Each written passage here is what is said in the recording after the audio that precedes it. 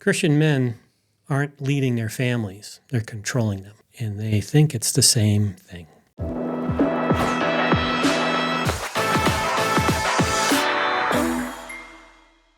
We started this series talking about the father wound. Yes, we did. Yep. Then last time we talked about the emotional aspect of the father wound and coming out with anger. Yeah. And we confuse that as a misguided conviction. Right. So today we're going deeper. We're taking this the next level down where it goes from wound to the emotional aspect of it to the behavioral aspect of the father wound. And that's being overly controlling. Yeah, there's kind of a core question, I think, to, if control isn't leadership, and it isn't, right, which we've come to understand. We've talked about that before on our channel. If control isn't leadership and it is not, then what's the difference? And why do so many Christian men get it wrong? I think that's where we're going today. There's a tension, right? Yeah. Control says, hey, this is going to happen my way.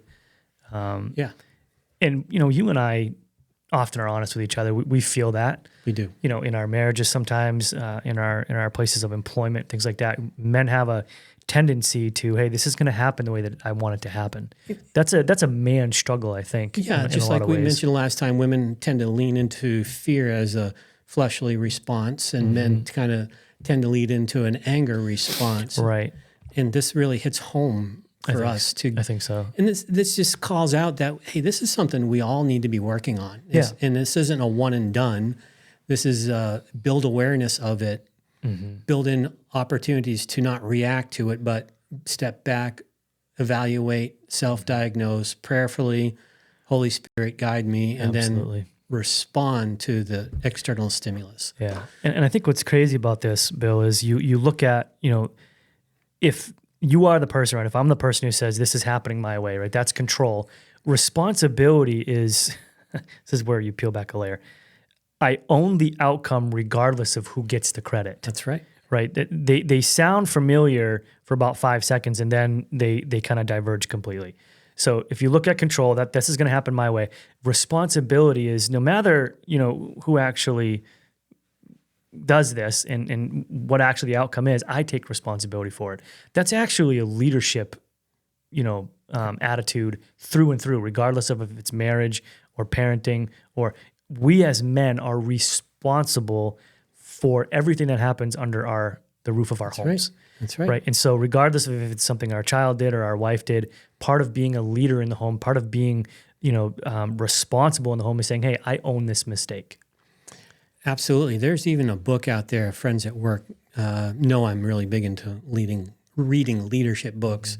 I forget the title, but the primary point of the book is extreme ownership. No matter if it's someone else's fault, taking ownership of yourselves diffuses the situation, right? And then you take responsibility. And if you think about it, that's what Christ did for us. Yeah. We sin, he owns it, takes responsibility, pays for it. Yeah. Right. And that's just the model we should be following. And there are micro funny things. Like I'm like in our marriage, hopefully my wife doesn't kill me for sharing this, but every once in a while, like in public, she'll burp, right? And she'll be like, Jared Stephen. And I immediately I laugh and I smile, like, cause I don't care. Right. Yeah. And if somebody looks over and she, hits my arm like it was me, not even a problem. I'll take ownership of that. Yeah. Right. And that's a silly way of, if you compound that, if your wife, does make a mistake and, maybe financially or something happens, you're owning that. And not that she didn't make a mistake and, she doesn't need to learn from that. Right. But you I'm responsible in my home. Yeah. Yeah. I let this happen too. And you ease that for her. Yeah. There's another aspect of this too, even going down to a smaller scale. The other night, my wife wanted me to cook some steak on the grill outside, and I checked the weather, and we had some thunderstorms coming through. And I said, honey, so sorry, there's a lot of wind, storms, and it started raining right after I told her this. So I think we're going to have to cook this inside. And she grew really stressful because she was concerned about having the meal done on time because my daughter and her husband were visiting and didn't want to eat too late in the evening. And I could see the anxiety building. And then within moments, I wasn't paying attention. They were, the storm passed. It cleared pretty quickly as she was getting things ready before she started. And my daughter came to me and said, Mom and I are wondering if things are cleared up. Would you please go? And my mind was already set to, okay, I'm not cooking on the grill. I don't mind cooking on the grill, but it's not my favorite thing to do. And I was just as happy not to do it. But I'm like, what's the best way to serve my wife? Yeah. What's the best way for me to take responsibility for the situation and serve her?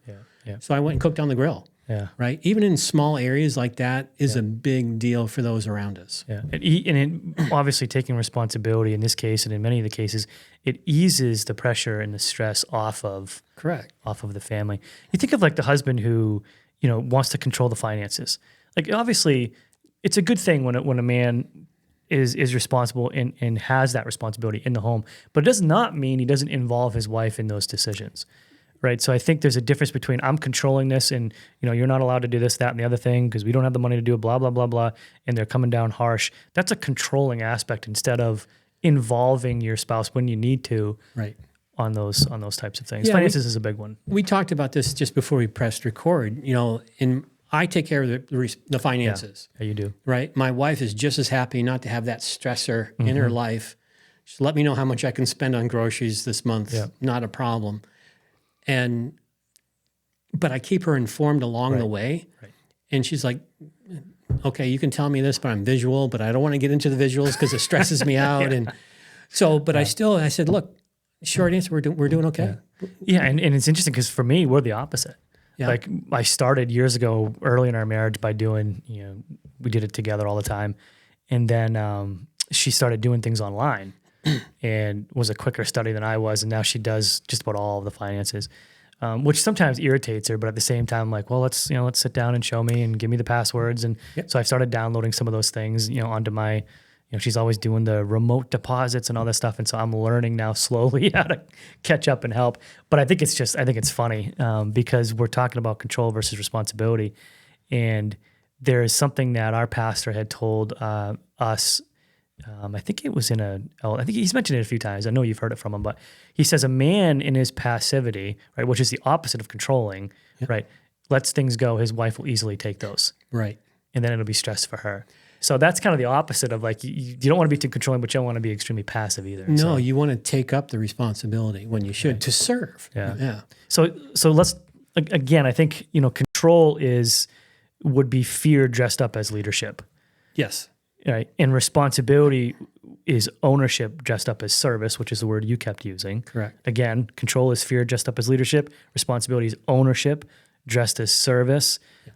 But they wear the same jacket from a distance. They do. It can be deceiving if you're not paying close attention. If you're not paying close attention. Yeah. Or you can go from responsibility and service into a controlling mode if you're not careful. Yeah. And we got a couple of symptoms to kind of ask ourselves. Yeah. Am I being controlling or am I being serving? Right? Mm-hmm. And one of them is. So the goal is I got a diagnosis. This is a diagnosis, right? Things to ask yourself: Am I being too controlling? Am I actually serving the family or the wife in this way, kind of thing? And one of them is I need to know everything, right? Your wife makes a decision without you, and your first reaction is what? What is it? Anger? Is it understanding? Is it curiosity? Mm-hmm. How are you responding when she makes a decision without you or spends some money without you? Is it anger? Or is it seeking to understand what was the need kind of thing? It's not leadership when it's the anger piece. That's that control aspect of it. Yeah. Well, a responsible man trusts the team he built, right? That's right. So if your first reaction is anger or you're getting all anxious and stuff, perhaps you are being too controlling, or you don't have the trust in your wife or the team you've built, right? And so that a responsible man, I think, would trust his. And are you building her to be part of the team? Exactly. Right. Or are you just, again, you have to be in control. Yeah. So that's the first thing to ask yourself. Do you have a need to know everything? Yeah. The second is you correct more than you celebrate. Oh, that's a good one. So are you correcting everyone around you? So no, we should have done this way. We should have done that. We should have asked this versus great job. Thanks so much for taking care of that. Right. Good decision. Yeah. I validate that. Yeah. So in other words, you would say you correct more than you celebrate, meaning perhaps you're only showing up to fix things in your mind. Correct. Or everyone else is policing doing in it your mind. wrong. Yeah. It's not my way, right? Instead of when they take the initiative, are you angry or are you thankful? Yeah. Is another way to put it that. Yeah, I mean, I see this too. Like, obviously, we see it in our relationships with our spouse and families and stuff, but I see it in the workplace too. Like in the teams that we build in the church, or teams that you build in in your career.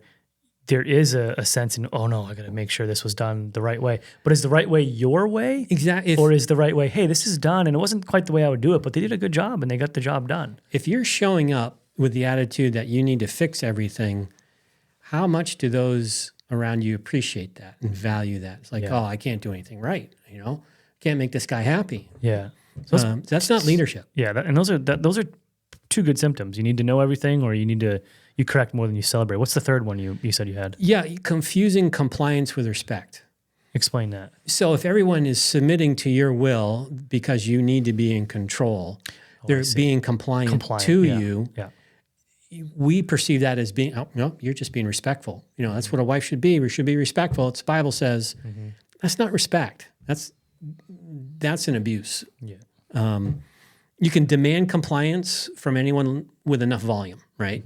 But respect can't be demanded. You earn it. Right. Right. And men who control instead of, they never figure out the difference. Yeah.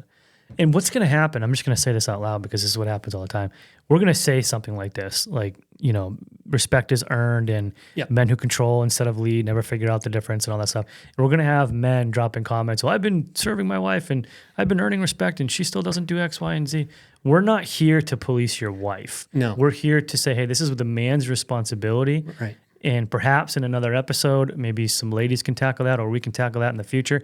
But that's not for today. Correct. What we're talking about is some symptoms of controlling versus responsibility from a man's job and perspective, and what God has called us to do and how we're to conduct ourselves. And that's just as a call out, because this happens all the time. I mean, we know this. We're preachers. People sit in the church. Oh, I wish so-and-so was here to hear this message. It would have been perfect for them. Okay, great. But what is God telling you? You to do. Yeah. So this video is for the men right now. Exactly. There may be opportunity for your wives, but turn that off for the moment and just ask the Lord, what are you showing me in this at this moment? Yeah. I just had a good friend call, and I spent about an hour on the phone, and we had a discussion where he was asking me some questions, and stuff. And it was tough because I found myself wanting to answer, this is what your lady should be doing, but they're not sitting, in my office, and I'm not able to address both of them. And so I'm addressing him, identifying with his thoughts, and he had some good points, but then also challenging him what he's called to do. So we don't just say this on the podcast or on the show. No. This is something we try to practice. And there's a biblical anchor here. Yeah. There's a very biblical anchor for this whole idea of control. Yeah. And we see it in the curse, after the fall. So the fall of man in the Garden of Eden, right, after they sinned by disobeying God's command, to the woman he said, your desire shall be for your husband, but he shall rule over you. Meaning the control entered the world at the fall. That's what that desire word means. It's what the desire word control. Means. It means you're going to want to control your husband, but he's going to rule over you. Yeah. Right. And so there's that tension built into that relationship. God is explaining as a result of the fall. He's explaining what's going to happen now in your relationship. There's going to be a tension, and that's what we have to work against. Yeah. It's interesting because control entered the world at the fall, right? So before sin, Adam led Eve, right? Yeah. Until the fall happened, right? After sin, he ruled over her. Yeah. So I would even go so far as to say, before sin, Adam led Eve for the most part. Then he screwed up because it says he was with her when she took of the... And he was the one responsible. He was also listening. In my mind, he was right to say he was with her. How do you misinterpret that? Yeah, exactly. Meaning he was probably standing right there. That's how I view this. Yeah. Even, Paul talks about it's Eve and she sinned, and I understand that. She was the first to, but I think he also failed in leading his wife. Yeah. Not to be too harsh, and the word changes, and most Christian men, right, we're still living in Genesis 3, not Genesis 2. So we got to, we're going to switch that up. Yeah. And we've heard Pastor Foad say this, and I've heard you say it as well, and I've used it, when it comes to counseling husband and wife, and you're speaking to one individual, usually advice comes out, hey, the best thing you can do is work on your relationship with Jesus Christ right now. That's Right. your priority. Yeah. What are you called to do? What are you called to How do? can you grow in grace and knowledge of who God is in That's your right. conduct? Yeah. So that's number one. That's where we start. And that's where we want to start with this. So at the top of this, we talked about Christian men leading their families. They're controlling them and they're convincing, they aren't leading, they are controlling, and they're convinced it's the same thing. So the question, if your wife made a decision without you, one that you didn't agree with, a real one, how would you respond? Before you ask that question, right? I just asked it. No. I get you. Before we answer it, how about Okay. that? Ephesians 5:25. Oh. Husbands, love your wife as Christ loved the church, gave himself for her, right? We've talked about that. That's not control, that's sacrifice. That's right. Jesus didn't die to control you. That's right. He died to free you. Amen. He didn't die to control you, he died to free you. And he calls you to do the same for your family. Amen. Now ask that question. Yeah. So if your wife makes a decision without you, a good one, a real one, would you feel threatened? Would you feel angry? Or do you trust her? Because the controlling man feels threatened. A responsible man has built enough trust with his wife to be curious, ask questions, and he doesn't need to feel that sense of control, right? It's like, I got a team, I got a partner in this. So what's one area of your life where you've confused control and responsibility? Drop it in the comments below. We'd love to hear from you and how God's working in your life. Yeah. So, Yeah, and I think next week we're going to wrap up. Hopefully next week. yep, the series. Yep. The next episode will be wrapping up this series, kind of with the final piece. Little hint there. It's going to be kind of dominance versus leadership, Yeah. which is going to be pretty interesting. It's closely related to It's close, but there's some unique aspects to it. yeah, I think control flesh out. starts inside the home, right? Yeah. Dominance walks out the front door. So we won't get into it because that's a teaser for next time. But hey, if the series is hitting you and you're getting some stuff out of this, please give us a like, give us a share and a subscribe. So especially because you don't want to miss the next episode, Dominance versus Leadership, and hopefully we'll see you there.